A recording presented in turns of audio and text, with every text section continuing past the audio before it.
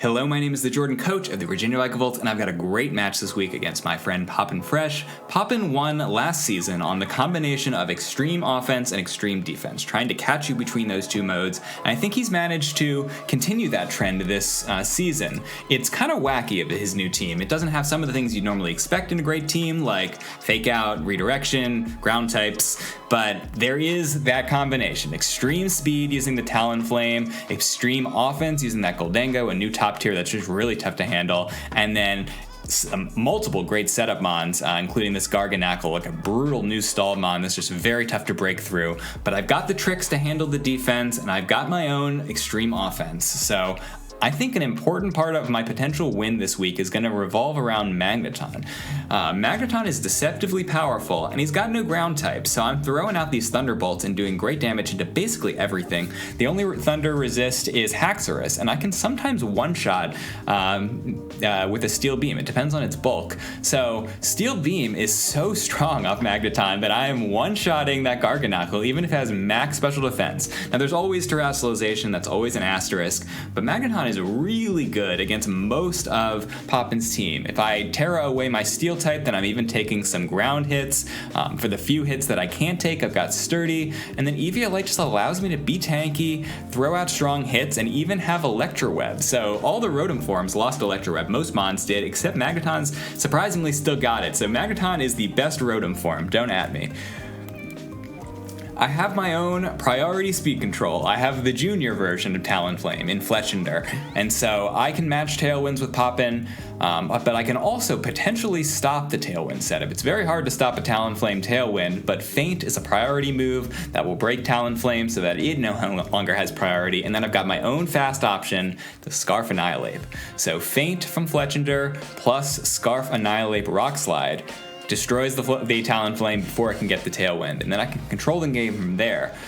So I can't just, I think this is kind of risky to throw out. I don't really want to be locked into Rock Slide, but it could get me in a great position. Annihilate is just such a good sniper this week because everything dies to its Scarf Final Gambit. Like literally, this is enough HP investment to OHKO all Garganackles, and so every single mon, with the exception of Dunsparce and Gholdengo, just drop in front of Final Gambit. So for Dunsparce, I've got an OHKO using Close Combat. For Gholdengo, I've got a 2-shot using Shadow Claw, and so I've just got like great, all 4 moves have potentially great uses here, and I'm faster than max speed Talonflame, which is pretty nice. What I want to do is to try to sneak Annihilate in the back game 2, maybe lead Fletchinder Magneton game 1, and then just like, oh, you think I'm not going to be Scarf Annihilate from the back, and then just destroy that Garganackle before it gets going, or destroy the Slowbro, or destroy the Dunsparce. Okay. Annihilate is the stall destroyer because you can't set up in front of it.